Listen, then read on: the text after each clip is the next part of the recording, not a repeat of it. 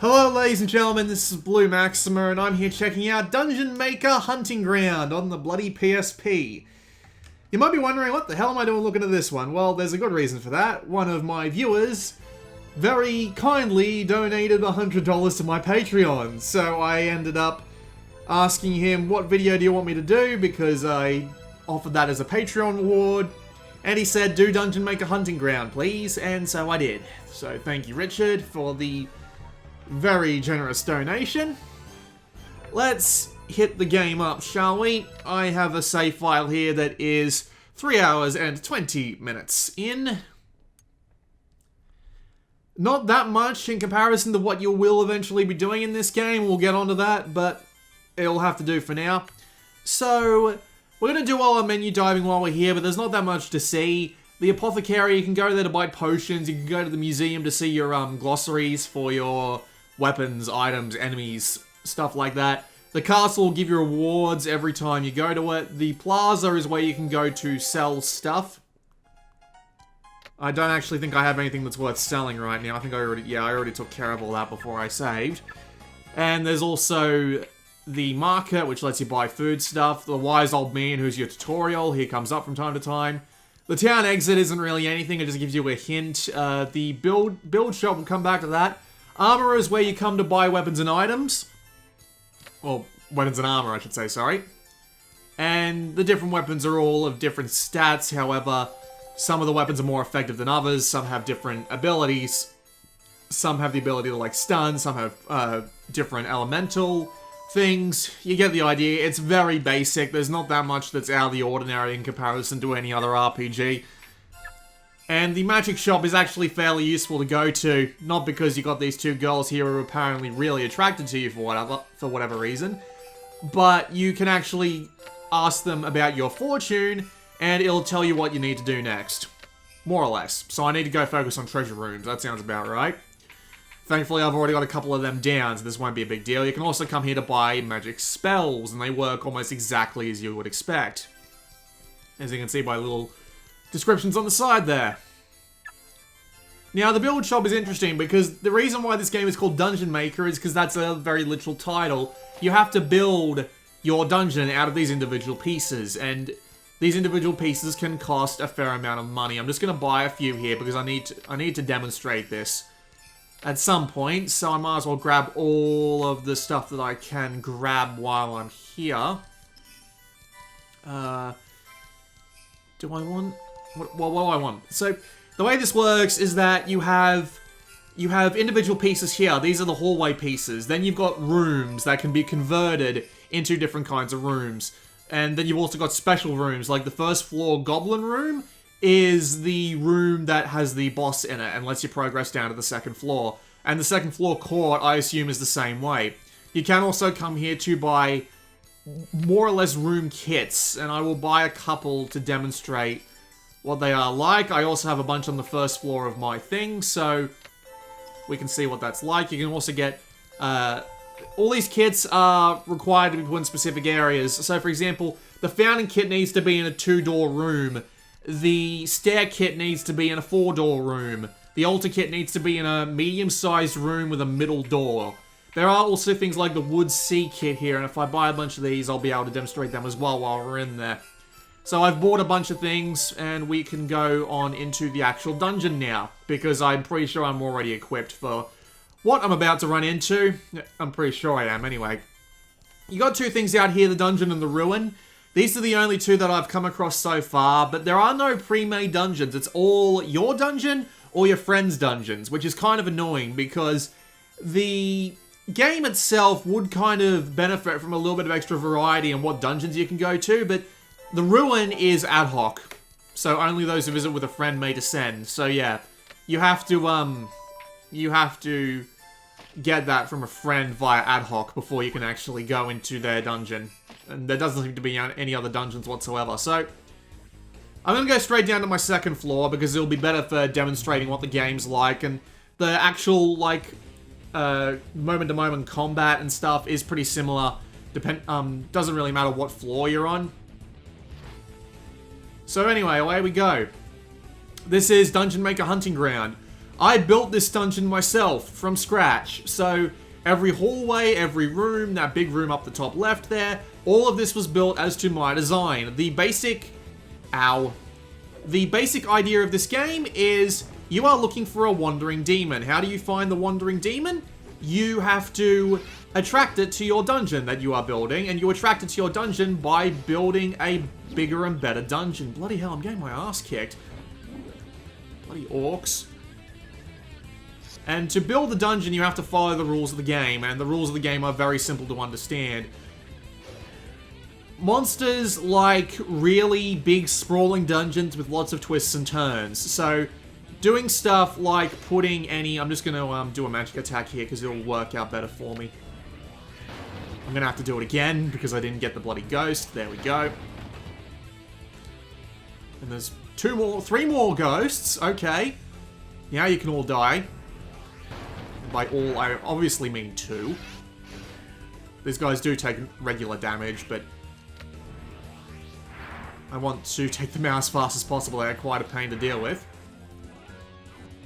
As I was saying, they like dungeons with lots of twists and turns. They like to be able to hide in dungeons and rooms and stuff like that. So you want to be building your dungeon as complex as possible. I'm just going to rock these guys a lot to save me from a lot of trouble.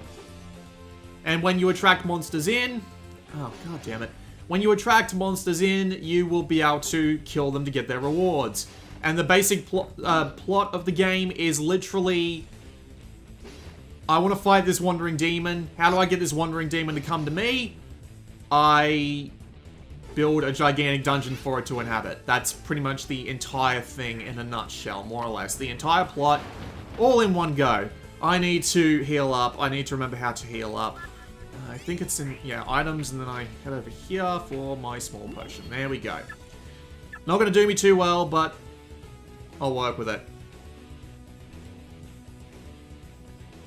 So basically, the idea of the game as it is now in this part of the game is when you leave your dungeon and come back after you've been building it, it will populate the hallways and the rooms and the stuff with all of the enemies that you can come and fight. So you have to come in here and you have to fight, and you fight via some very basic controls. Right, I can open this with the key. I did put this treasure room here as well. This is something that I did. The basic controls are circle does a 3-hit combo. Depending on the weapon, is slower or faster. You can use the X button to pull out a bow, which does range damage. You do have a special attack. And you can guard, and this is how you change your camera, because it's a PSP game. There is, of course, a shortcut menu. If you hold R, you can use a potion, turn on your lock on, or turn it off, and use your magic. But let's go over how we create new rooms in the dungeon. So if I hit triangle, we can put down a series of different pieces. And if I pick a piece, I put it down. And this leads to the stair room, which is how you get in here normally. But as soon as you get in here via the stair room, you can... As soon as you get in here via the stair room, you can use your elevator to come down. And that's the, that's what the game meant when it said the other player can only come down via the stairs, because they only can come down via the stairs. So whenever you come up to a new wall, you hit triangle, and you put down a new piece of the dungeon. And you can use these new pieces however you like, within reason. You do, of course, have to follow the game's rules. You can't go too far out. There is a limit to how big the floors can be. And, of course, rooms that are connectable to each other need to be connected to each other. So, there was a reason why I couldn't, like, put in a turn there. There was a door there that you needed to connect. But other than that, you can build these pretty much however you want. But as I said before, the monsters do actually like particular things. They do like twists and turns. They do like really wide, sprawling floors. And they do like other sorts of things. And I'll explain what those are now. We've created a room here. If I hit the command button and go to architecture, we can modify the room. And we can change this room into a stone treasure room, a guest room, or a storage room. And these will all attract their own forms of monsters. And there are side quests that you can do that require specific rooms. And there are also main quests which require specific rooms. Like the court, that costs 5,000 gold pieces. is the main room that will cause the quest to go forward. And you go, the basic circle of life in this game is you build as much of the dungeon as you can with as much as the money as you're capable of sparing. Then you leave the dungeon, come back, and do it all again once you've got enough money. That's the entire purpose of the game.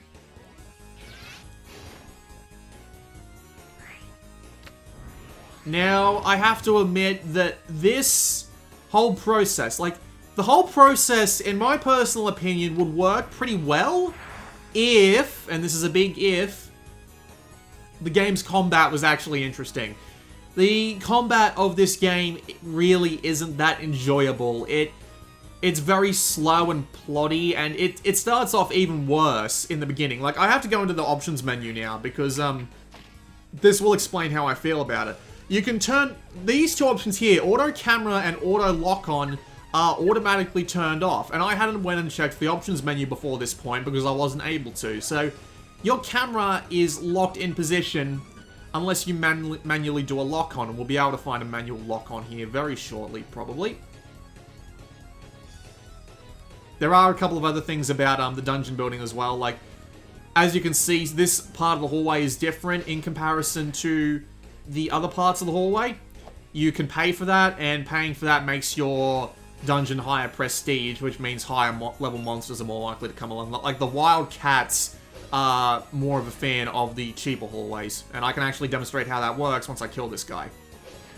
So hang on, if I go back to my architecture now, I can modify this entire corridor. I can even do it like a big splash area, so I can modify it like this, and now the thing is different, but that costs a fair amount of money too. But yeah, the combat in this game is just kind of abysmal, especially if you don't notice that auto lock-on and auto camera movement exist. So yeah, as you can see, if you hold R and press the X button, you will lock on. But having the game do it for you manually is way ahead of doing it otherwise. And of course, the camera doesn't move with you when you move. And the only way to readjust the camera is to block and hit the X button to put it back in your general direction. But of course, going back to the options menu, which is not on the start button, that happens to me a lot. Going back to the options menu, we can turn these back on, and it makes the game slightly better. Not entirely, but slightly. But East, this ain't. All the attacks are really delayed in a way that's not really very satisfying to actually play. You can change the height of the camera here, by the way. All of the enemies are very basic and just come with the same basic set of attacks. I'm going to have to magic out of this. Magic really does become a crutch after a while just because of how effective it is in comparison. Not to mention there are some enemies that can only be hurt by certain elements. And what's the best way to have certain elements? Magic. So most of the combat just turns into this. Hit them, walk away, let them get an attack down, hit them again. This is basically what the combat becomes because it is less health effective to do anything else. So you end up just having to go through this combat. And it's just a pain. Like, there are a lot of enemies that you fight that don't even give you gold. I mean, this might get better later on as you go down into the dungeon and stuff starts getting more expensive. But, Jesus, it just takes ages to... It takes ages to get your dungeon populated because 100 gold pieces buys you a straight line. And you barely earn 100 at the very beginning from, like, doing half a level. It's pretty ridiculous. There are also some really arbitrary rules that you have to follow as well. Like, for example, if you have a 3-way or a 4-way corridor, you can't put a room on it, otherwise it will never be populated with any enemies. So you end up having to... So if I was to put a room here, it wouldn't work because the game doesn't want you doing that for some reason. Even if it's like way off in the corner, it just won't let you do that. So you have to walk through the dungeons and constantly build them up like this. And then you have to leave and come back and do it all over again. And the cycle of doing this is really long and kind of unpleasant to do, if you want me to be honest, because it just takes ages to get anywhere. Like, it took me 2.5 hours to get my first level dungeon complete. And I'm gonna go up to my first level dungeon now after I heal.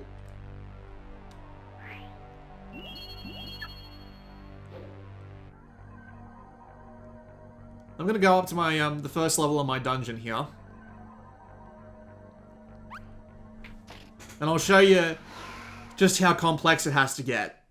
So yeah, this is pretty much my entire dungeon at this point on my first level. It has a bunch of different rooms and stuff that I have to visit every single time if I want the money I need to effectively progress.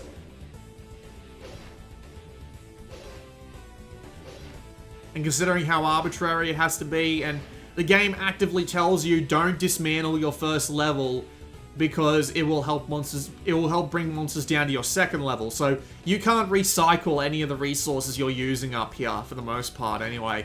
It's kind of annoying because you have to... It's kind of annoying because you have to just constantly just do the cycle. You even have to go into your earlier floors to get items to sell so that you've actually got gold to improve your later floors. And with the combat being as dull as it is, with the really canned and slow attacks and the unsatisfying magic and the overpoweredness of the magic as well and all of that, there are a couple of other things I haven't gone over, like for example, I might as well do my menu diving once I'm done here, because I'm getting a lot of back claws, and they're good for demonstration. So, you get meat every time... Actually, no, we'll do the menu diving explanation first. So, we got fangs in this game, and the current fang I've got equipped is the wind root, but I've also got the blade root. And how these work is you can use the different items that you pick up off dead enemies to improve them. So, I could use a wild cat claw to give my attacks more wind power, or I could use a black bat fang to improve its attack strength. And there are obviously a few more fangs that haven't gone yet, but I've only gone 2, so it's quite boring actually. And we've also got food, so you get different cooking ingredients, like I got the wildcat tail and the bat leg meat. And every time you go back to town, because you can only go into a dungeon for 1 day before it forces you to go to bed and sleep, you can also eat 1 meal a day, and this is how your game's leveling up works. You eat a meal, and it lets you increase your stats, and the stronger the monsters that you get the ingredients off of, the better the effects will be. So, by default, you get an item that'll give you, like, a recipe, I should say, that gives you HP plus 1. But if you get the right ingredients, which include these bats here, if you get the right ingredients to make the bat stew or something like that, which sounds like something Batman eats when he's sick. If you get them, you will get a 6 HP boost as part of your meal. It'll also refill your HP and MP, which is a neat way of doing it, I admit, but it just adds another thing onto the game's circle of life, like just the general gameplay loop, and it just makes the game feel more dull because you level up really slowly. Like getting at least at the beginning, because getting 6 HP every time it grates, and that's like the highest I can get right now. Not to mention every one of your stats is improved by eating through this method, which means I barely have any stats worth speaking of improved at the moment. Combine all of these with the fact that the game expects you to go down at least 5 floors. I don't know exactly how deep it goes, but they kind of hint that the dungeon can go like 10 floors deep. And just imagine this. Imagine that, see how long this dungeon took to build? Well, you wouldn't be able to see it, but see how much effort I've put into making this dungeon? This dungeon took 2.5 hours to build. Imagine repeating that process over and over and over again. Possibly faster after the second time, but the first time will always be the slowest. Imagine repeating that several times over with this slow and uninteresting combat. Imagine doing that over and over and over again, and you've got the reason why I don't really like this game. It's slow, it's uninteresting, and it's repetitive. The only thing that stands out about this game is the fact that you are actually building the dungeon, but the building of the dungeon itself will eventually grate on you like crazy. And I have to admit, I just don't like it. Because of some of the arbitrary rules they make you put in place. And it's just relatively unenjoyable after a certain amount of time.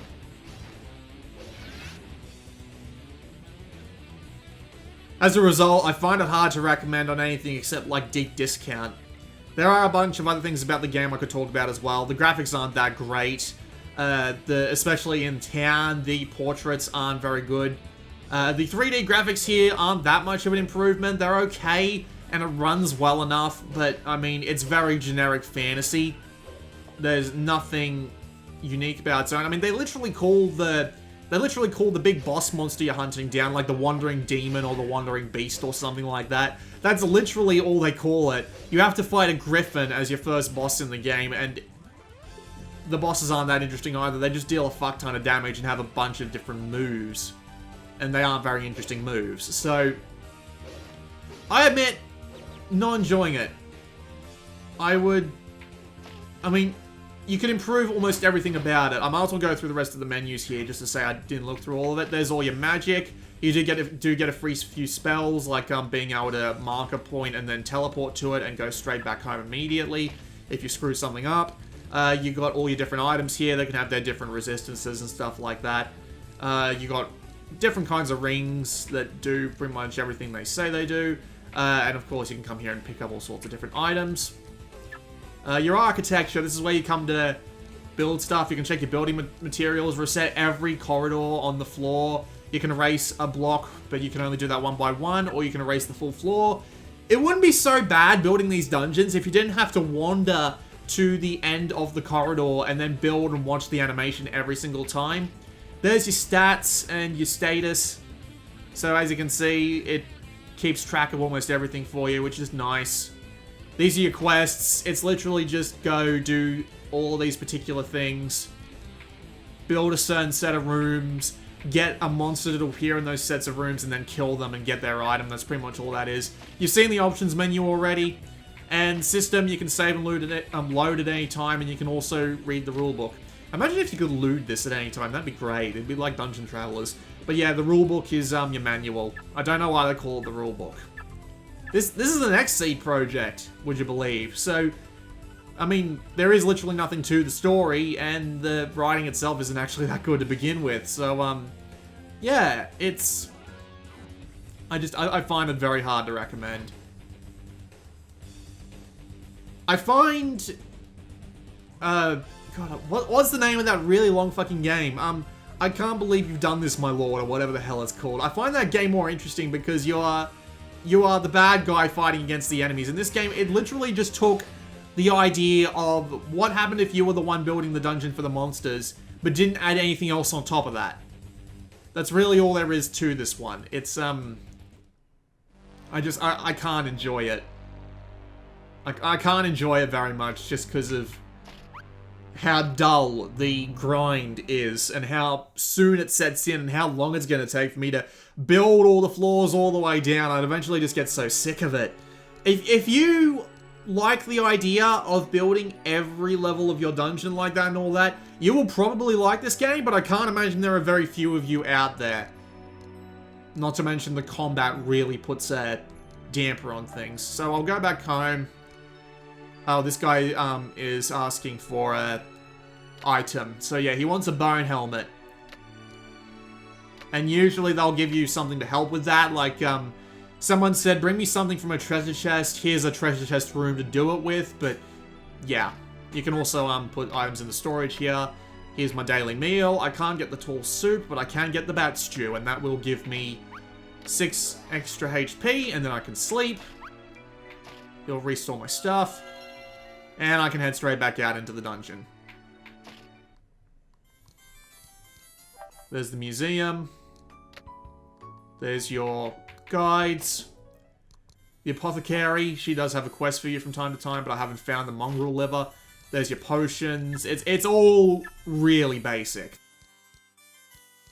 And for that reason, I find it really hard to recommend. This has been Blue Maxima, and I will see you all next time.